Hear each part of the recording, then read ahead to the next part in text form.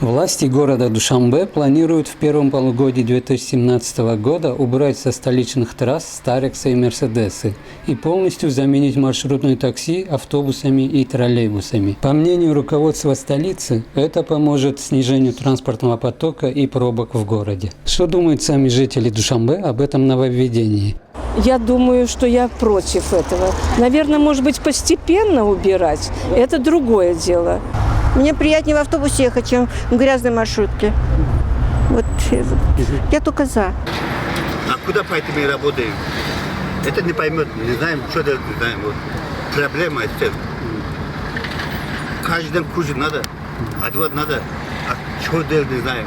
В Москву поедем, там скажет депортация. Автобус принесет, один шофер, а остальные что делать? Пусть наше правительство думает, чтобы на дальнейшее они где будут поступать на работу, чтобы они нашли им работу, чтобы работали на дальнейшее. Или в районах, или в кишлаках. Это без разницы. Чтобы они без работы не остались. Вот эти контролеры по полчаса на каждых 5 метров останавливаются. Корвон саховат, корвон саховат. Как будто бы люди не видят. Человек захотел, махнул, машина остановилась.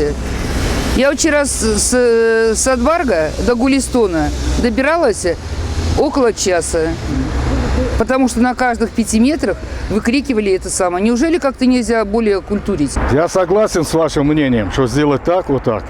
Но насчет общественного транспорта, троллейбус надо сделать, как раньше ходил, от начала до конца. А не так, половина проехал, вернулся, уехал. Если вы это сделаете, то, конечно, люди будут согласны.